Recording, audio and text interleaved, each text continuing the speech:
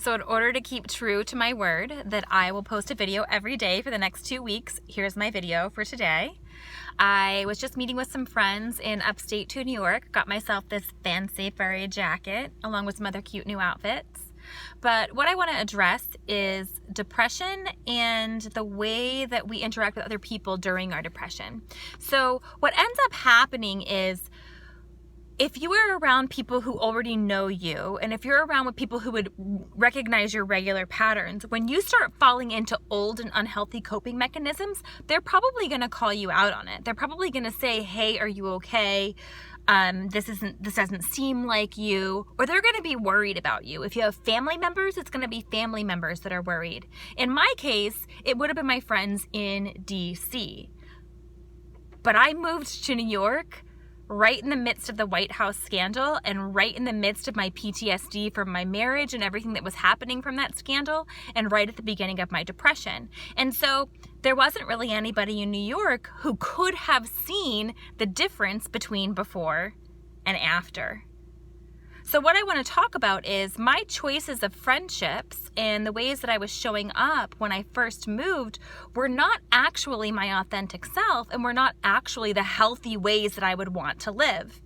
You're always going to be able to find people who can meet you in those unhealthy levels, and you're always going to be able to find people who have no problem with how you're behaving. So you're going to seek out the people that are at the level that you're at. Which means if they didn't know you before, they're not going to be able to call you out, and they're not going to be able to help you where you are. So realistically, when I was in my depressive episode last year, I ended up surrounding myself with people who saw what I see as my coping mechanisms and my unhealthy behaviors as normal.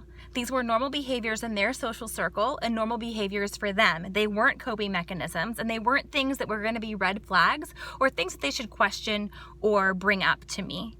As I started to come out of it, those friendships, and particularly the relationship that I was in, started to become more and more out of alignment with who I am.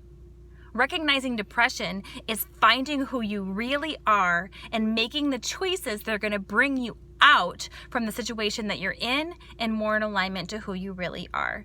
The depression is not you. The depression is a coping mechanism designed to protect you and keep you safe and keep you out of harm's way from whatever it is that brought you into that depression, in my case, PTSD in my marriage.